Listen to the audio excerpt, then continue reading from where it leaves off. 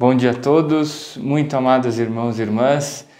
Nesta primeira sexta-feira deste mês de agosto, mês das vocações, nós nos reunimos uma vez mais para colocarmos-nos aos pés do Senhor, para escutarmos a sua palavra e sermos instruídos por Ele.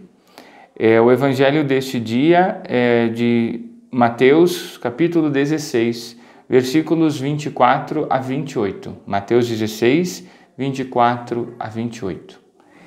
Vamos invocar o Divino Espírito Santo, que seja o divino interlocutor de Deus no mais profundo de nossas almas.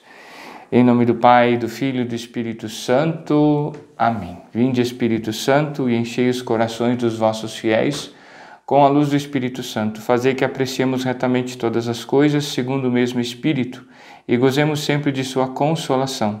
Por Cristo, Senhor nosso. Amém.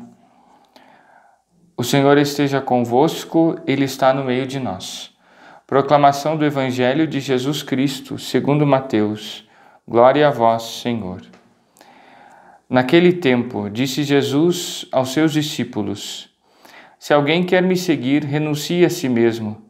Tome a sua cruz e me siga. Pois quem quiser salvar a sua vida vai perdê-la.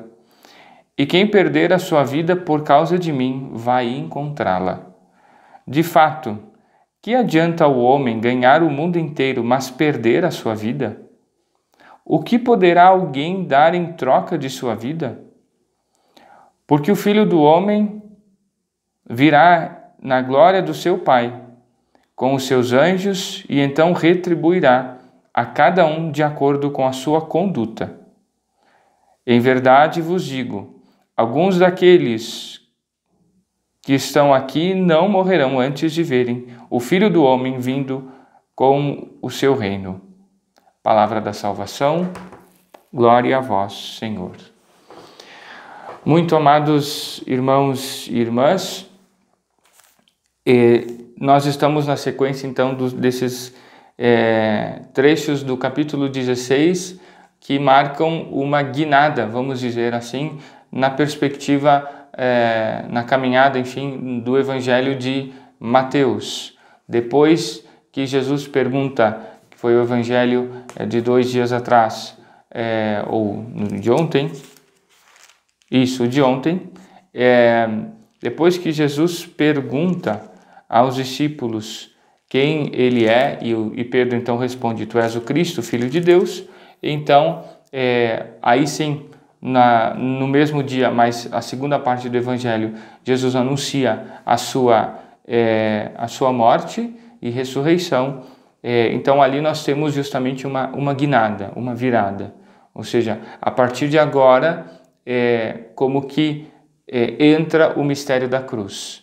E isso orienta então significativamente a ação, a pregação de Jesus. Por exemplo, é nesse contexto que depois Jesus vai fazer todo o seu discurso eclesiológico, ou seja, vai falar da igreja. Por quê? Porque Pedro, na sua profissão de fé, ele se torna modelo e sustento da fé da igreja. Tu és Pedro, sobre essa pedra edificarei a minha igreja. É nessa fé que nós somos convidados a crer no mistério do Cristo, da sua morte e ressurreição, e é a partir daí que a nossa vida vai sendo como que moldada, né, a partir desse mistério. E por isso, então, vejam, é a sequência dos últimos 3 trechos, os 2 de ontem e o de hoje. Né? E por isso, então, esse aspecto, nós dizemos assim, parenético, ou seja, prático da conduta da vida, né? Ou seja, diante desse mistério do Cristo que anuncia sua morte e que no anunciá-la a abraça por amor a nós, nós não podemos ser meros espectadores. E de alguma maneira gostaria de colocar então esse renunciar a si mesmo, tomar a sua cruz, etc., perder a sua vida, seguir a Cristo, todas essas ideias que estão de acordo entre si e que giram em torno da ideia da cruz, né?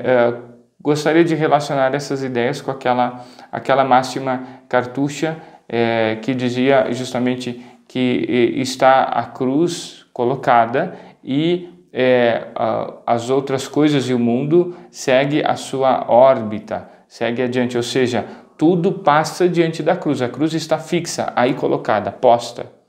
Então, nosso Senhor cravou na história do mundo, na nossa história, porque se salvou-me, salvou a ti, salvou a todos, em todos os tempos e lugares. Então, Ele cravou na nossa história e na nossa vida a sua cruz, como mistério de morte e ressurreição. E tudo passa diante dela, desse grande mistério. Então, isso, eu diria assim, revoluciona a visão da vida. Por quê? Porque eu preciso compreender que a minha vida passa diante da cruz. E os acontecimentos da minha vida passam diante da cruz. As decisões da minha vida precisam ser tomadas diante da cruz.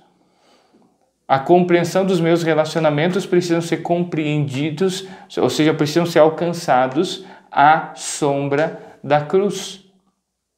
As minhas misérias, as minhas frustrações, vividas, compreendidas, abraçadas, assimiladas à sombra da cruz.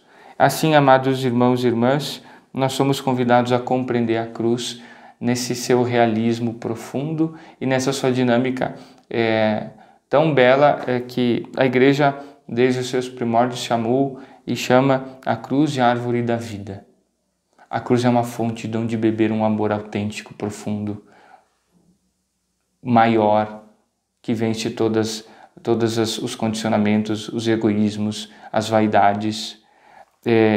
E por isso, como segundo ponto, gostaria de convidá-los a refletir sobre justamente essa dinâmica de vida. Né? Nosso Senhor diz, quem perder a sua vida por causa de mim vai encontrá-la. Né? Que adianta o homem ganhar o mundo inteiro, mas perder a sua vida? Vejam, será que nós temos noção de que é necessário, ou seja, a vida precisa ser encontrada? Ela nos foi dada, mas ao mesmo tempo ela precisa ser encontrada. Porque Deus nos fez entregues a nós mesmos, isso se chama liberdade, e nessa liberdade nos chama, nos fez, nos convida, enfim, a encontrarmos a vida. E que certeza nós temos de que nós jamais encontraremos a vida senão na cruz? Isso está claro para nós? Ou ainda nós tentamos nos convencer ou buscamos outros caminhos que sejam mais fáceis, que sigam por outro, né? Quem sabe atalhos, enfim, e relutamos em abraçar a cruz. Pensemos nisso, porque relutar ou rejeitar, abraçar a cruz é desprezar aquele que nela morreu por amor a nós. E, portanto, é querer determinar que Deus nos amasse de outra forma. Pensemos bem nisso, por favor, amados irmãos e irmãs. E, por fim, é diante desse mistério que nós decidimos a nossa conduta. Nos diz o Evangelho, poderíamos dizer, nesse terceiro ponto, né? Então retribuirá cada um de acordo com a sua conduta. Como vive quem abraçou a cruz? Como sofre quem abraçou a cruz? Como padece uma enfermidade?